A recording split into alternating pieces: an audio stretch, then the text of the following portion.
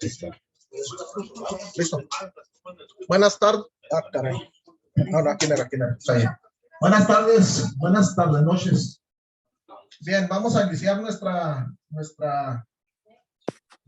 reunión semanal. Ahora en esta ocasión, pues, buenas tardes en la plataforma. Buenas Eduardo, tardes. ¿cómo andamos, Eduardo? Ricardo.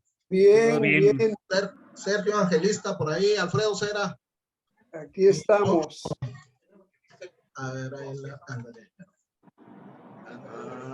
Blanquita, ¿qué tal? ¿Cómo está? Bueno, ya saludamos. Muy bien. Vamos a iniciar. Sí, aquí lo tenemos ahí. Bueno, en esta ocasión, hoy lunes 26 de septiembre 2022, a efectos de que quede grabado, tenemos una conferencia por nuestra compañera investigadora, Heidi Ramírez. La conferencia es 25 de marzo de 1866. Es un evento en el que Heidi pues, nos va a explicar, pero está dentro del ciclo de conferencias de Juárez.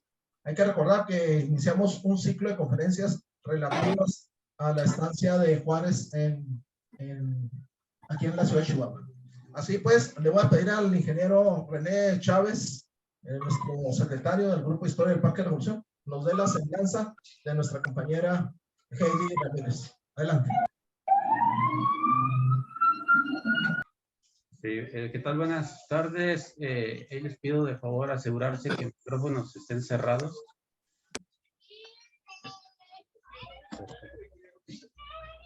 Entonces, pues, como presentó Manuel, el día de hoy Heidi Ramírez Cisneros nos va a dar el tema de esta fecha importante aquí en la ciudad de Chihuahua.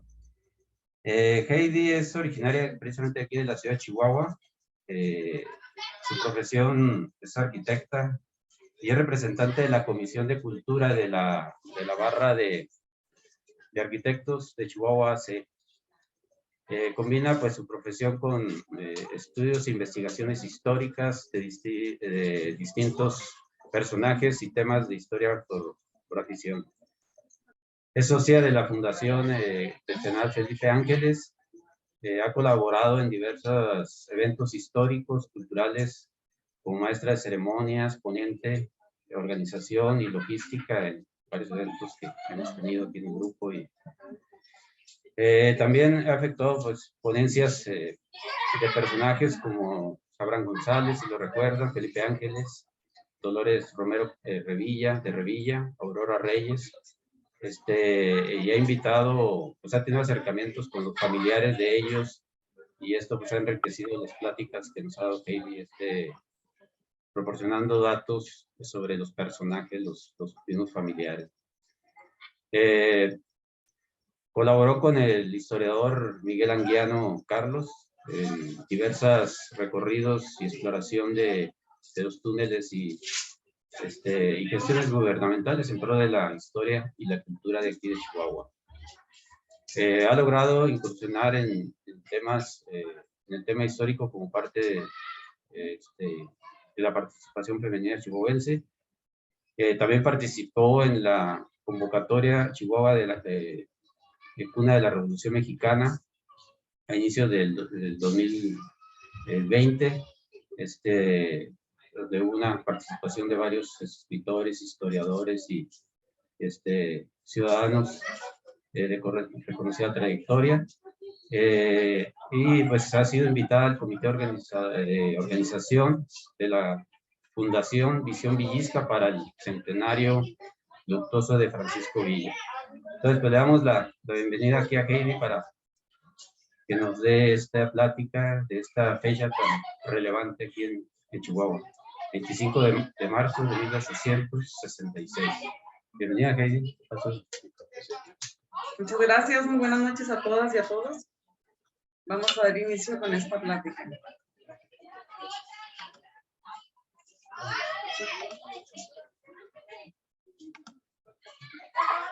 Como bien comentó ya el ingeniero René Chávez y el licenciado Salciro, el 25 de marzo de 1866 fue una fecha que se quedó para la memoria histórica de los chihuahuenses.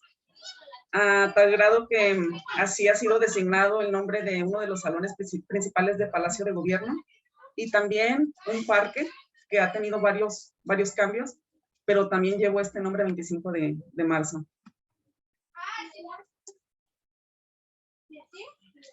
Bueno, esto es una semblanza del parte militar de Luis Terrazas, en donde él va describiendo a precisión cada uno de sus movimientos que tuvo hasta llegar a la batalla del 25 de marzo.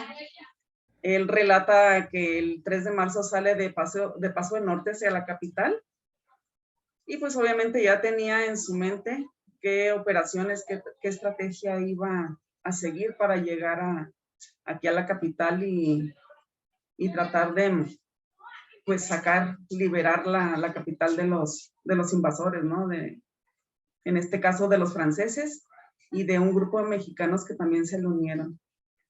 El 9 de marzo llega al Carrizal, que se ubica también pues en camino actual, digamos, ahí por la zona de Villahumada, digamos a espaldas de Villahumada, muy cortito distancia, unos 8 kilómetros, 10 kilómetros más o menos. Y ahí comienza pues a reunir a un grupo de hombres para ir reforzando sus tropas militares con las que va a llegar acá a liberar a Chihuahua. El 10 de marzo llega a la hacienda de Agua Nueva, que en temas de apachería pues ya lo hemos escuchado también, era una hacienda pues de bastante relevancia como escala, tanto para apaches como para gente que también les perseguían, ¿no? Los rifleros. Y de ahí se va a Villa de Aldama, que es en donde permanece cerca de una semana, aquí a corta distancia de la capital, en donde replantea también pues cuáles van a ser sus estrategias a seguir. En este trayecto, pues él relata que tuvieron que caminar sus tropas cerca de unas 26 leguas, que corresponde aproximadamente a 125 kilómetros y medio. Ya conocemos cómo son estas tierras desérticas, semidesérticas, y más para esa zona. Señala que estaban desprovistas de agua y de leña, no tomaron rancho alguno, que se abrieron paso entre la maleza y tuvieron que hacer escalas, espacios cortos para descansar.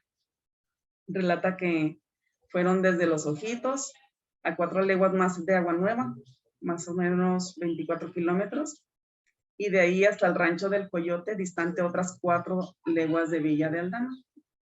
Esta fotografía de la derecha describe que el general don Luis Terrazas había sido designado en ese entonces comandante en jefe de las Fuerzas Liberales de Chihuahua.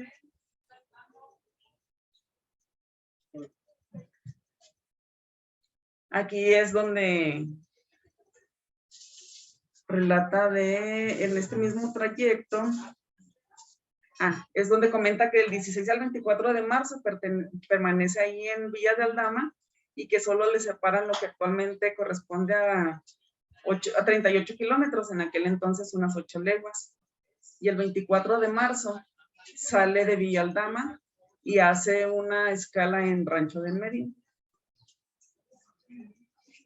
Ahí en Rancho del Medio, estando reunido con sus tropas, a las 11 de la noche se escuchan repicar las campanas de la plaza. Generalmente se tenía entendido que era como un medio que utilizaba el enemigo para levantar el espíritu de sus soldados, mas sin embargo, en realidad el día siguiente se entera que era la celebración de la entrada de 300 hombres de los pueblos traidores del Cantón de Guerrero. Esto los había traído el cabecilla Feliciano Enríquez, por eso comentaba ahorita en un principio que se hizo una alianza entre esta partida de hombres del Cantón de Guerrero y también de los franceses. A las 12 de la noche la brigada Mi Mando deja el camino de Tabalaopa, haciendo una travesía para salir al de Bachimba por el rancho de Ábalos. Se hizo alto ahí por 3 horas al pie del Cerro Grande. Ya estaba ahí ocupado anticipadamente las fuerzas mixtas entre San Andrés y el Carrizal, y estas estaban bajo las órdenes del coronel Joaquín Terrazas. Aquí comenta que a las 9 de la mañana descubren la plaza, básicamente es en donde se documenta que a esa hora inicia la batalla el 26 de marzo. Va comenzando la caballería enemiga a amenazar los flancos, tanto derecho como izquierdo. Entonces, él comienza a ver que los edificios contiguos, el arroyo, arcos del acueducto están tomados por ellos mismos y trata de encontrar la manera de cómo ubicar a su gente de una manera estratégica. En este acto, la artillería de Terrazas rompe fuegos y da las instrucciones de cómo irse desplazando. Y básicamente ahí comienza la primera derrota para los franceses y los traidores mexicanos que en ese entonces se le aliaron a los franceses. Y pues se dispersan. Algunos logran dispersarse hasta lo que es el centro de acá de la ciudad de Chihuahua. Y ahí se hacen prisioneros 94 hombres. Aquí es lo que les comentaba, en donde obligan a los traidores a replegarse al centro de la ciudad y de nueva manera rearman o reorganizan su estrategia, ¿no? Qué mejor que Terrazas y su gente pues ya tenían muy bien conocido y estudiado lo que era todo el cuadro de la ciudad. Aquí comenta, dice, nuestra línea de batalla avanzó hasta la Alameda de Santa Rita y algunos soldados de caballería pie de tierra penetraron hasta el centro de la población, sosteniendo nuevos ataques ligeros a quienes hicieron de nuevo prisioneros. En ese ataque, el jefe de la línea era el coronel Sóstenes Rocha y el general segundo en jefe, Juan Javier Mirafuentes, tomando el mando de la Reserva General. Aquí vemos cómo se reorganizan y entonces ya mandan por el flanco izquierdo al teniente coronel comandante de artillería Guillermo Baschetti y de la reserva del coronel Juan Pablo Castro, que tenía los mismos nombramientos. Por el centro el coronel Félix Díaz y a la derecha, al flanco derecho, al teniente coronel comandante de artillería Rafael Platón Sánchez. Podemos ver que los tres tenían rangos militares, los cuatro, perdón, rangos militares ya pues de importancia. Y lo que hoy conocemos como la catedral, pues en aquel entonces era conocida como la parroquia, y esta se ubicaba entre las calles de la Botica Antigua y la calle del Gobierno. Aquí la ciudad de Chihuahua se componía de 3 salidas. Uno era el camino Santa Isabel, por la actual calle Zarco, otro por el camino de Bachimba y el otro por el camino hacia Aldama. Y se dice que el camino de Bachimba se le nombró así, muy probablemente porque anteriormente la hacienda de Bachimba era muy importante. Y para que ubiquemos este camino, pues era el que conducía a Santa Cruz de Tapacolmes o hoy actualmente Rosales. Aquí a su izquierda vemos un plano de la ciudad de Chihuahua de 1860 que me hizo favor de localizar y compartir nuestro compañero Sergio Evangelista para que nos demos una idea de la traza urbana que teníamos en aquel entonces, ¿no? La limitante el centro histórico estaba bastante pequeño. Y del lado derecho vemos la fotografía del Jardín del Porvenir, hoy conocido como Parque Lerdo.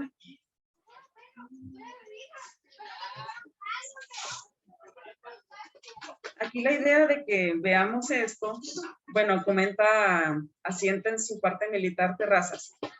Ocupada la plaza principal, era indispensable desalojar al enemigo de las torres de la parroquia, desde donde sus tiros podían hacer mucho daño a nuestros soldados.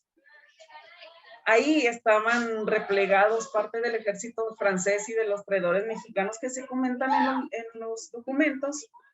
Entonces lo toman, digamos, como una serie de cuartel, y es en donde Terrazas manda colocar un cañón desde esta parte de aquí da la orden para que se haga un lanzamiento del cañón. Y quise poner este plano de aquel entonces de 1860 para que veamos la trayectoria, porque ha habido mucha polémica de que si hubo la posibilidad de que ingresara por ahí el cañón, o por enfrente, o por un costado, o en dónde.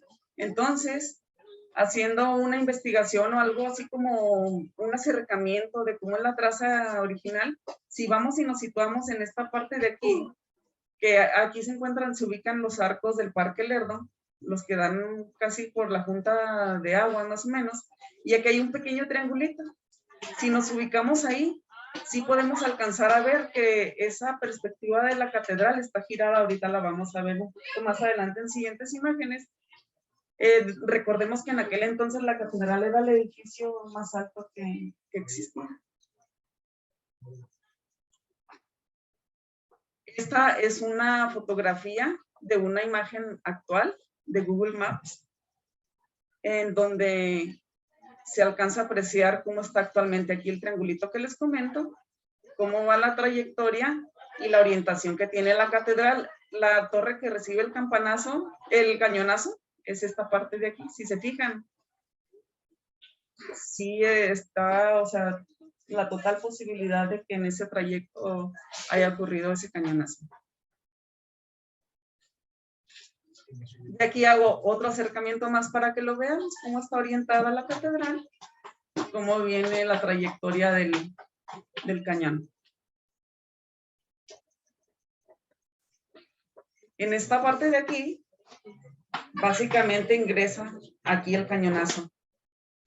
¿Sí? En esta parte de aquí, en la primera ventanita, en esa, justo en esa de ahí, por ahí es en donde ingresa el cañonazo y hace tal percusión que hace, o sea, se tienen así como dos teorías, ¿no? Una que dicen que después del primer cañonazo viene el segundo y es lo que la piensan y los hace huir. U otra que fue tan excesivo, tan estridente el sonido de aquel acierto, ¿perdón? No saqué la distancia, sinceramente, pero la tenemos de tarea y con todo gusto sí la podemos ahí medir ahorita en una clase actual. Lo que sí estuvimos platicando el otro día con un compañero de aquí del grupo, con Sotelo, y me dice que vamos a tratar de conseguir la idea de con algo de una mira o algo así con láser, verificar qué tanto se pudo haber acertado en esta dirección el cañonazo. ¿Cuántos intentos previos hubo? No tengo el dato de cuántos intentos previos hubo. Quiero pensar que fue el único, no sé, por la misma, de que después del primero viene el segundo. Un cañonazo bien, punto. Es un tiro indirecto, yo creo que cancelado. Vamos a dejar las preguntas. Vamos a dejar las preguntas para el final, porque no escuchan los de allá. Y aquí en esta trayectoria podemos ver, sobre todo si visitamos de noche la catedral, hacia el lado de la calle Libertad, y nos ubicamos en esta parte de aquí en donde se ve este puntito verde. Hay como una tapa, algo así de metálica, como de un registro. Si nos ubicamos en esa parte de ahí, podemos ver con mayor precisión en la noche la perforación de la campana perforada, de la campana en donde pues acierta el cañonazo. En la fotografía del medio vemos cómo está la perforación de la campana, y en la fotografía de la derecha también cómo está la perforación de la campana, pero pues así como en la altura, ¿no? En otra perspectiva. Aquí vemos como una ranura en esta parte de aquí. Y en esta otra parte de acá, en esta fotografía central, también es muy importante porque hay algunas teorías de que el cañonazo fue efectuado desde las casas consistoriales, desde la azotea de lo que es presidencia municipal.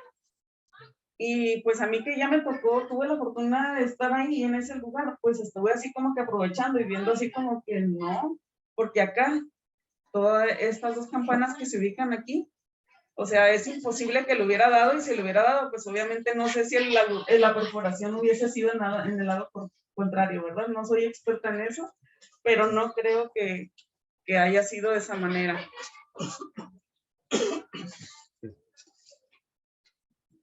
Y una vez que se efectúa el cañonazo en la catedral, pues hace que algunas de las tropas se dispersen hacia el colegio de jesuitas y ahí se resguarden durante un tiempo, y otros tantos más pues salen a perderse,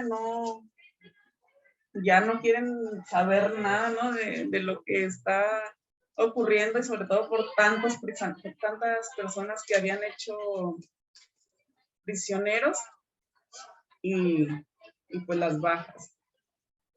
En esta parte de aquí estamos viendo una fotografía de la revista chihuahuense del año de 1910.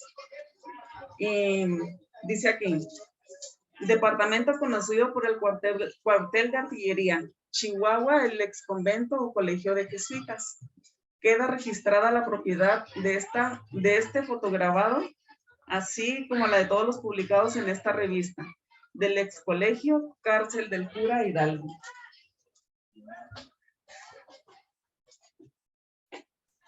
El maestro Zacarías Márquez, en 2 de sus libros, pues relata básicamente y contundente, es aquí donde dice: con esta victoria el 25 de marzo en Chihuahua se abría para Juárez y para la República el triunfo definitivo sobre el imperio. El haber tenido esa victoria aquí en Chihuahua sobre el ejército francés, pues le dio la oportunidad a Juárez de que regresara aquí a Chihuahua y volvieran a encontrar estrategias para volver a tomar la República para sí.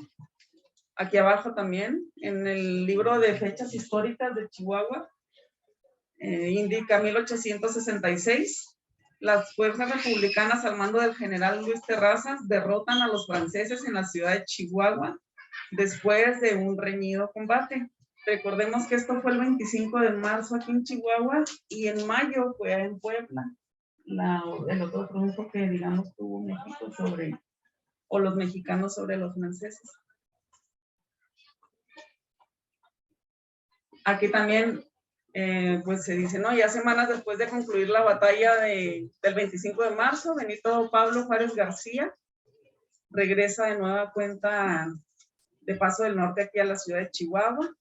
Y aquí se organiza una ceremonia en la cual se condecora, se entregan medallas a los combatientes, o sea, los heridos que estuvieron presentes en la batalla.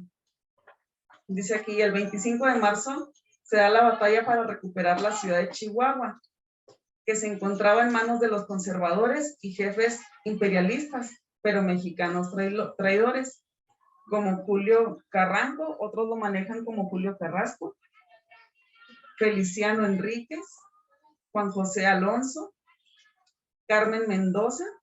En esta confrontación se relata la anécdota de que al refugiarse estos personajes y sus milicias en la catedral, un disparo del cañonazo que fue enviado fracturó una de las campanas de la catedral. Recordemos que otro dato importante de esas campanas es que quien las hizo fue Melchor Huasco,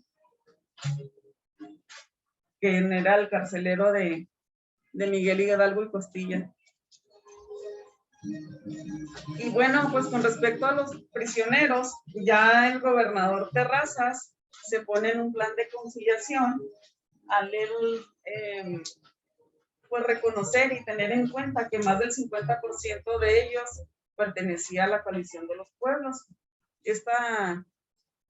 Entre ellos se contaba el capitán Reyes Orozco, que él había sido uno de los imperialistas por el lado mexicano que habían participado en el asesinato de Ana Bisiachi del gobernador Manuel Ojinaga. Y ese mismo día, 31 de marzo, que es un día después de la batalla, los vecinos del pueblo de San Isidro, municipio de Guerrero, se dirigen hacia el gobernador Terrazas pidiéndole perdón por el mencionado Orozco. Y esto sí les es concedido 4 días después, así como para el resto de los prisioneros de los pueblos del norte del cantón de Guerrero.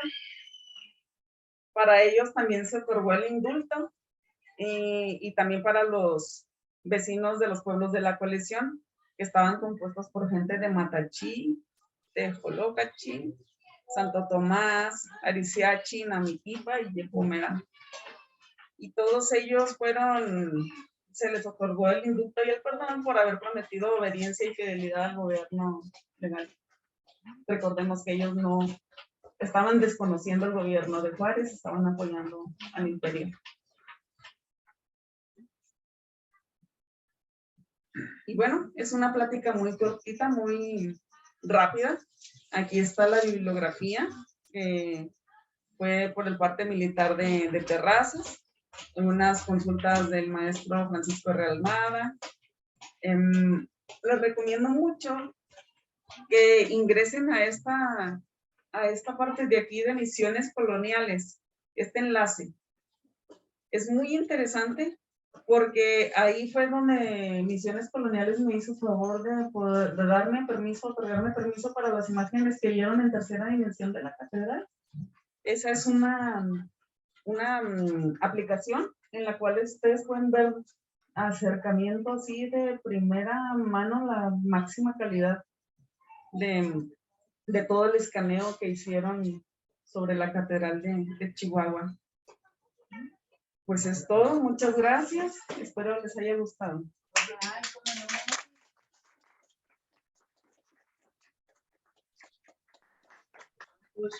Oh, felicidades, Heidi, muchas felicidades. A ver si hay que acercarse para las preguntas, ¿eh?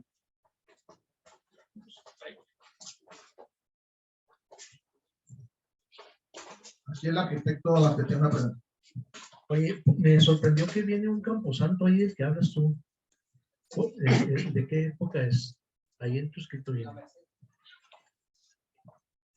En la parte de abajo de una de las láminas. A ver, vamos a ver la lámina. No me acuerdo, ¿cómo dije? La que se Merced. llama? La Merced, Merced. la Ah, Merced. ya. ¿Ese dónde estaba? El Parque Urueta. ¿Era el Parque Parque Urueta? Urueta, ahí enfrente de la Secretaría. Ah, ok. Ahí la 27 y 25, 27, 25 y 27 y la... Nicolás Bravo y Degollado. Nos está aquí apoyando el compañero Guillermo Cervantes. Sí. Ese es bueno. Adelante, Memo, si nos puedes, por favor, contribuir. Gracias, Jaime, un abrazo. A la orden. Gracias. Felicidades. Bueno, pues primero felicitar a Heidi por su exposición. Aquí es su merced. Voy a tratar de explicar un poco sobre este chisme. Pidiéndoles por favor su atención. Alba,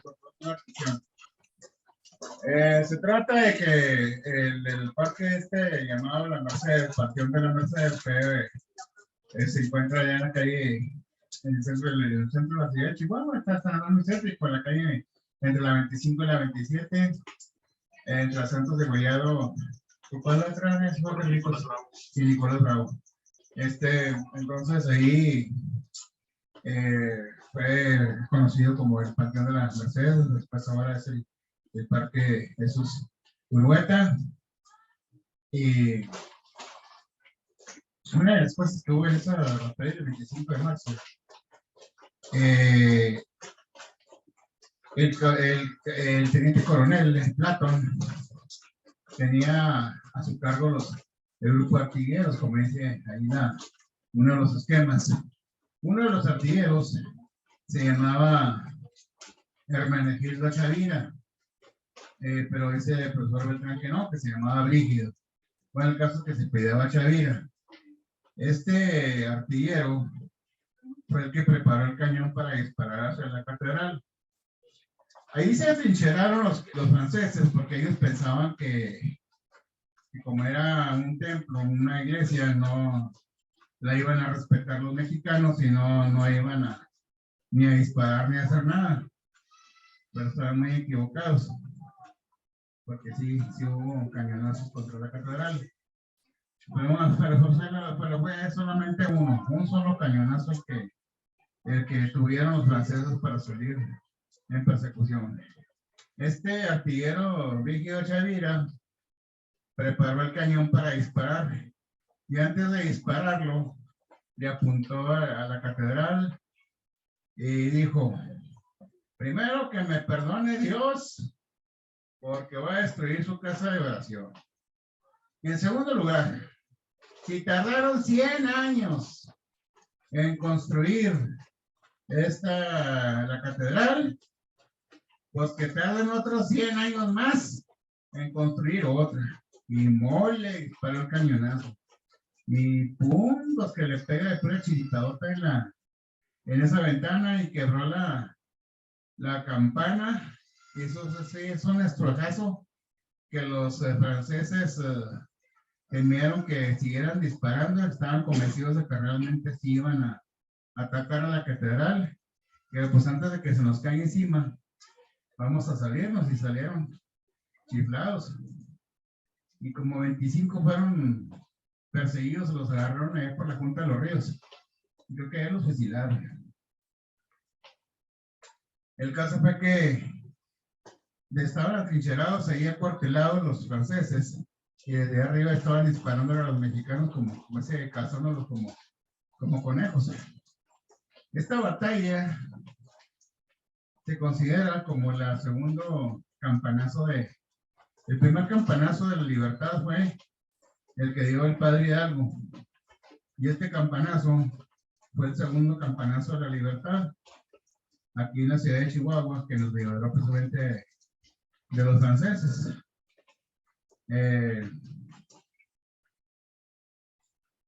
Pues hay muchas cosas que comentar sobre allá, como estábamos diciendo que había en Tabalaupa, había tropas, hubo una batalla también allá.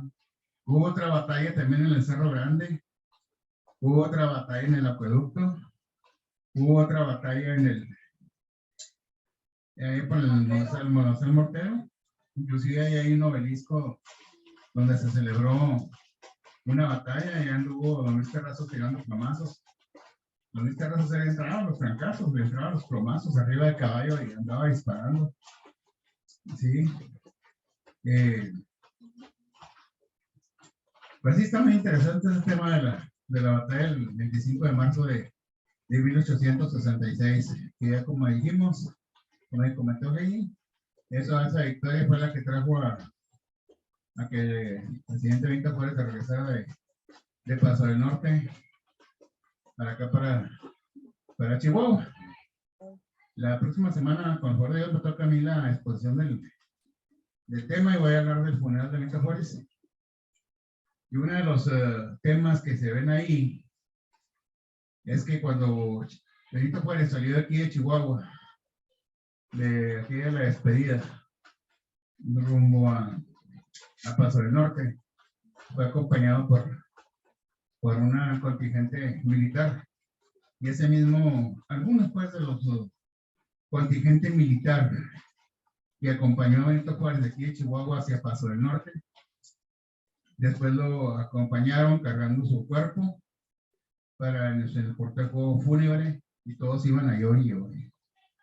Bueno, nos vemos la semana que entra para darles la explicación del funeral de Benito Juárez. Nos vemos.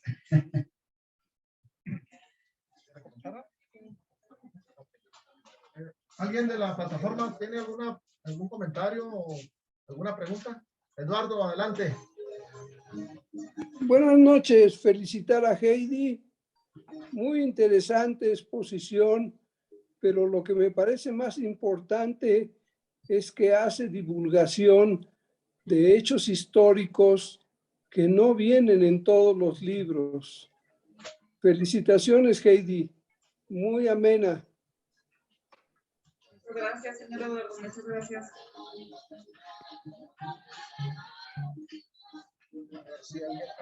Ricardo. Ricardo, adelante. Ricardo Pérez. Gracias. Felicidades, Heidi. Me gustó mucho, muy interesante. Y un reto de ver la distancia que fue lanzado el cañonazo. Mi pregunta es concretamente, Félix Díaz, el que participa en estos eventos, ¿tiene algún parentesco con Porfirio Díaz? Desconozco el dato, necesitaría ver si también es de origen oaxaqueño, necesito buscar ese dato, si existe esta relación. Ok, gracias. Felicidades. ¿Qué licenciado Olivas va a contestar, Ricardo? Es el sobrino. Yo de los datos que he leído Gracias. a la campaña francesa y a la defensa de la República en Chihuahua, sí es el hermano de don Porfirio. Félix, de hecho, cuando me tocó con el 5 de mayo, pues él era uno de los comandantes de la caballería. Entonces, al momento de dispersarse, él no se quedó con Porfirio en el ejército de Oriente y Oaxaca, sino se vino para acá. Sostener Rocha, que también fue más destacado también posteriormente con el propio Díaz, también anduvo aquí. O sea, el ejército republicano se vivió muchas fuerzas. Entonces, y el de aquí no es tan conocido más que por el hecho de que Juárez andaba por acá, ¿no? Que era la capital de la República, pero pues muchos hechos de armas que tenemos muy concentrado el día del 5 de mayo. Hay muchas batallas como esta, que están muy olvidadas, y muchos personajes a lo mejor de segunda línea, como fuera de Juárez Díaz y a lo mejor Mariano Escobedo, que no tenemos bien contemplados, ¿no? Y iba a comentar, el tiro indirecto, bueno, yo no creo que haya sido desde las casas consistoriales el cañonazo. Por la artillería que había en la época era perfectamente factible tirar desde aquí, desde el Parque Lerdo, tiro indirecto. Los artilleros muy buenos para capturarlo, porque por lo que también me parece que fue el primer tiro, ¿no? Normalmente la artillería, incluso en la actualidad, se tira la primera andanada y se tiene que corregir el tiro por diversos medios, y ahí al pegarle la primera, y es natural que la catedral pues haya sido el sitio donde ellos se trincheraran, porque es la mayor altura de donde puedes controlar la zona, ¿no? O sea, no es lo básico, ¿no? Pero ya al momento de ver que la artillería contraria a la mexicana estaba tan cerca, pues había que salir de ahí. Punto. Sí, así es, efectivamente, ahí al inicio de la batalla, cuando dicen que toman aquí que llegan aquí a la plaza y que inicia la batalla a las 9 de la mañana, ahí cuando hacen prisioneros a ciertos hombres, también se hacen de armas y también les quitan un cañón. Entonces, al inicio de la plática, Héctor me preguntaba que si había sido un único intento de disparo el que se había hecho con el cañón, y pienso yo que sí, porque como es el parte de Terrazas solo habla de un solo cañonazo, probablemente si hubiesen sido 2 o 3 intentos, él hubiese dejado asentado en su parte militar. O sea, Silvia Olivares va a participar. Voy a preguntar. Es una pregunta un poco boba, pero no, bueno, sabemos que los cañones hacían, las bolas de cañón pues hacían más daño por el golpe que porque explotaran o algo. En realidad el daño era por el golpe, ¿verdad? La fuerza con la que iban, el peso que tenían. Entra, fractura la campana, ¿y a dónde fue a dar esa bala? ¿Cayó o salió por otro agujero casualmente? O sea, ¿qué fue de esa bala? Es una pregunta muy buena. Voy a platicar desde la experiencia que me tocó estar ahí con Miguel en el 2017, en esa torre y al pie de esa campana. Se ve el hueco de perforación del lado donde pega el disparo, pero abajo en el piso no se alcanza a ver, en el entrepiso no alcanza a apreciarse que hubiese un golpe o algo así donde hubiese caído pues la bola del cañón. Ni tampoco se ve una segunda perforación hacia la cara opuesta de donde pegó, en donde acertó el cañonazo. Entonces sí, ahí sí me tomas fuera de base, porque realmente no sé, y no he encontrado documentado en dónde quedó esa pieza. Sí sé que en algún momento quisieron bajar la campana y así como que fuese reemplazada, pero la gente de aquí de Chihuahua logró que permaneciera ahí, pues es una pieza histórica, de memoria histórica, ¿no? Y ojalá que se preserve por siempre, porque luego la modernidad nos está alcanzando y y la ignorancia de algunos también en la historia y en esa toma de decisiones, luego pueden ocasionar que luego la bajen, ¿no? La reemplacen. Sí, a ver, Ricardo, ¿quieres hacer algún comentario? Es que te vi ahí muy... No, le estoy dándole la razón a Heidi. Espero que no solo la modernidad, sino que la estupidez no nos alcance y respeten esa campana como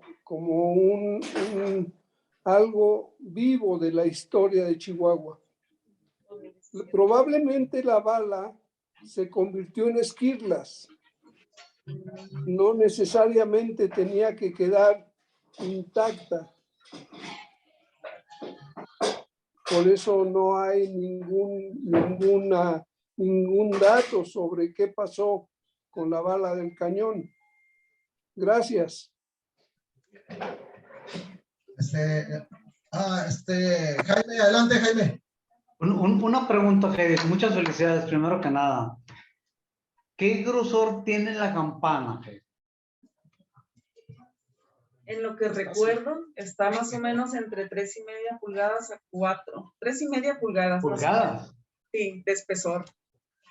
Y lo del hueco, así más o menos lo recuerdo como de unos 70 centímetros por unos 85, 90 más o menos. Gracias. No, de qué, con mucho gusto. Muchas felicidades, Heidi. Un abrazo, Jaime. Alba Oceta, adelante.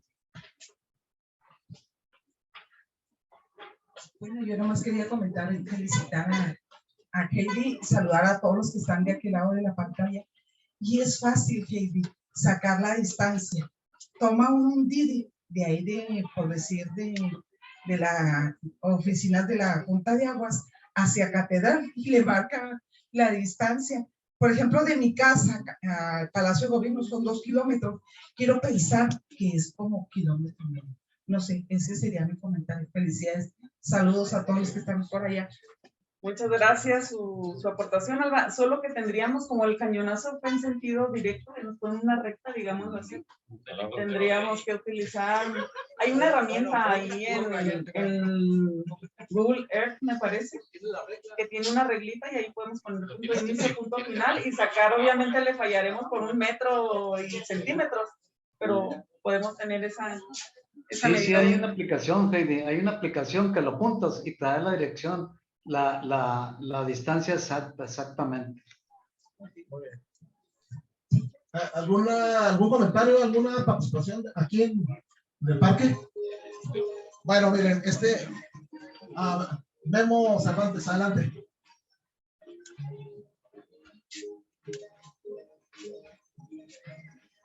Pues todos hemos conocido un gobernador que tuvimos aquí en el estado de Chihuahua, César Duarte.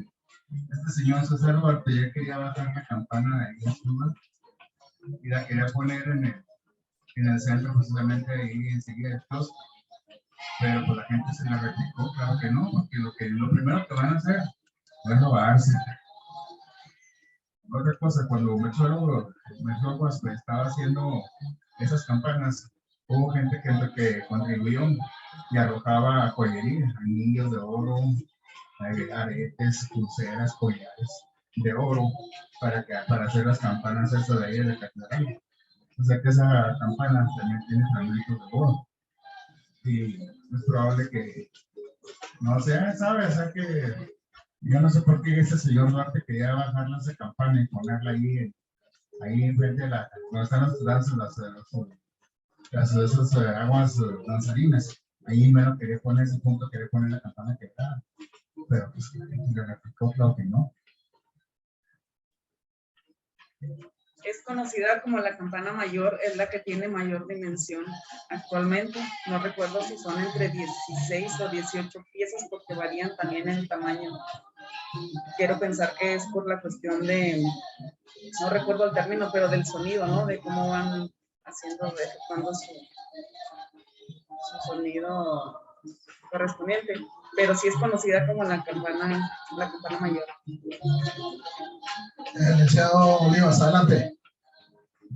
Bueno, a la hora de para medir distancias y todo eso, pues yo creo que tenemos que recurrir al famoso tiro parabólico que nos tocó a algunos en la secundaria. De triste memoria para los que somos más enfocados a la humanidad que a las cuestiones matemáticas y físicas. Voy a preguntar, de parte de Guerra de Luis Terrazas, ¿algún dato que te haya llamado en particular la atención? Pues desconocía que habían participado un grupo de mexicanos en esa batalla. Fue lo que más me llamó la atención.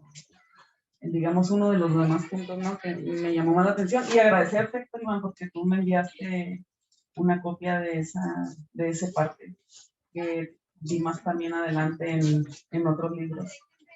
Yo creo que eso fue lo que más me sorprendió, que hubiese habido también participación de mexicanos en esa batalla, en contra del gobierno de Juárez. Aparentemente Silvia, son 500. Silvia Olivares. Aparentemente, según aquí el Google, son 550 metros en línea recta de Parque Lerdo a Catedral. Muchas gracias, Silvia. Ya sé. Sí, para la artillería, 500 metros es muy posible. ¿Algún otro comentario? ¿Alguna intervención? Bueno, yo quiero hacer unos comentarios. Primero, felicitar a Heidi porque por ahí en alguna ocasión escuché alguna plática sobre el tema y la verdad es que ahora lo está presentando Heidi, está muy, muy completo. Digno de subirlo como los demás temas, ¿verdad? Al YouTube, pero esta es una fuente de consulta, tiene mucha información. Por un lado. La otra, el hecho de que Heidi y Miguel Anguiano, que en paz descanse, hayan tenido acceso a donde está la campana, de verdad es que es un garbanzo de libro. Después, es que fue en el 2017, ¿verdad? Según me comenta Heidi. Posteriormente, Miguel y su servidor metimos hasta una carta solicitando el acceso y desgraciadamente hacía como un mes que habíamos protestado por la desaparición de las bancas de Catedral, que también hicimos presentamos un comentario por ahí, ¿no? Pero leímos, bueno, yo creo que ahí hubo pues de alguna manera repercutió en el sentido de no darnos la autorización, pero no es fácil que se autorice que tener acceso a ese lugar. El hecho, yo desconocía lo que está diciendo el ingeniero Guillermo Cervantes, que el exgobernador, que pobrecito ahorita está internado en el Hospital Central, está muy enfermo. Yo no sabía que él tenía la intención de bajar la campana, pero pues es un área al que él no podía accesar, menos con la iglesia, aunque tuviera el poder como gobernador. Y ese hecho de ponerla en un lugar como esa plaza que comenta el ingeniero Cervantes, pues la verdad es que eran ideas en su momento.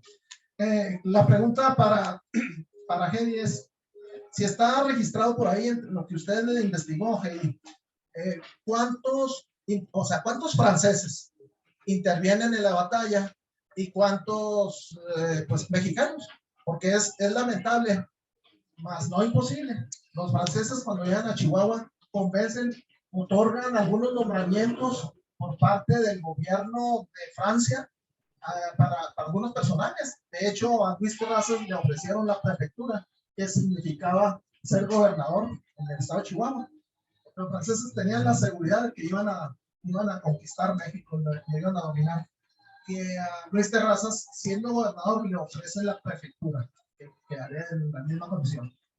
A Joaquín Terrazas también le ofrecieron un espacio y Joaquín Terrazas sí se fue un tiempito ahí con los imperialistas.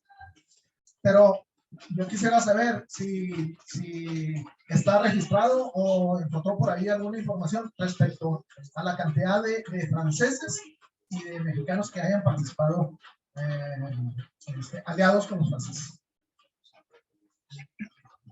No leí, no alcancé a documentarme en un dato así muy preciso, pero se habla que en enero el ejército francés, una parte de las tropas abandona aquí la ciudad de Chihuahua y otra parte es el que se queda para la batalla hasta el 25 de marzo. Y en el parte de Luis Terrazas, él describe, él asienta que más del 50% de quienes participaron en esta batalla el 25 de marzo eran gente del Cantón de Guerrero. Entonces, más o menos podemos hablar un poquito en proporciones.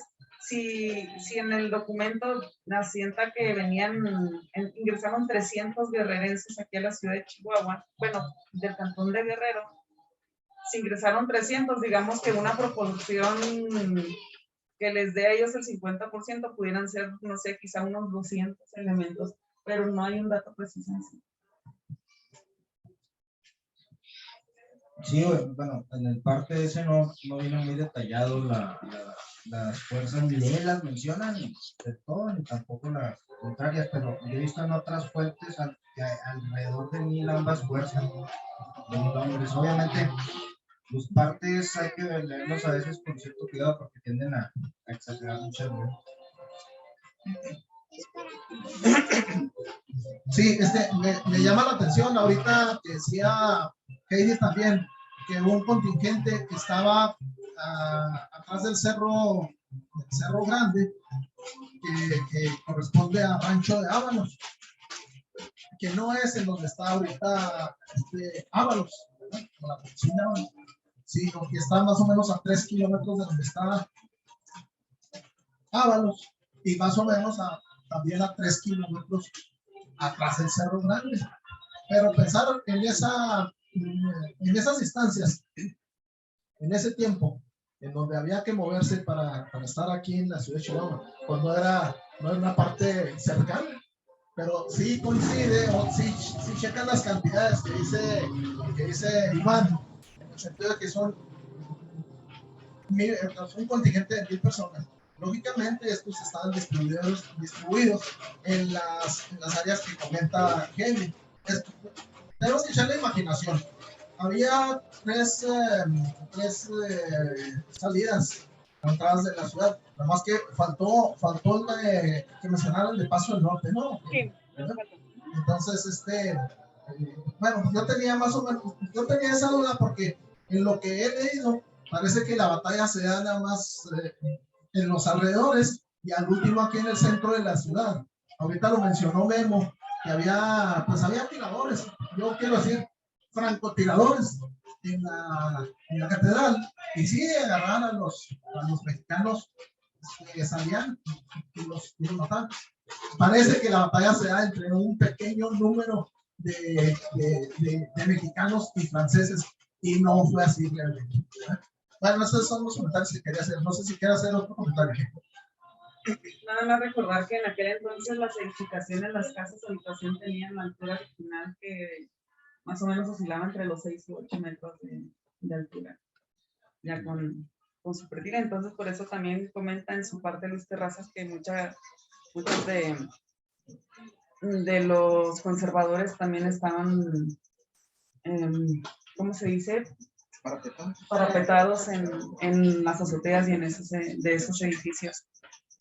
Y me llama mucho la atención cómo viene Terrazas en su trayecto por el Carrizal, Agua Nueva, Aldama, reforzándose con gente que también hace un llamado también a la gente de Rosales, Delicias, Jiménez, algunas zonas del sureste de aquí del estado de Chihuahua, y también envían refuerzos para esta batalla. Eso también hay que mencionarlo, porque si no el ingeniero Muñetón después me va a reclamar que no mencione eso.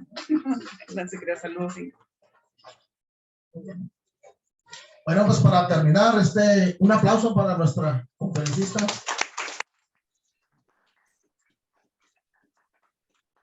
Bien. Felicidades. La grabación, ¿no? Muy bien. Muy bien.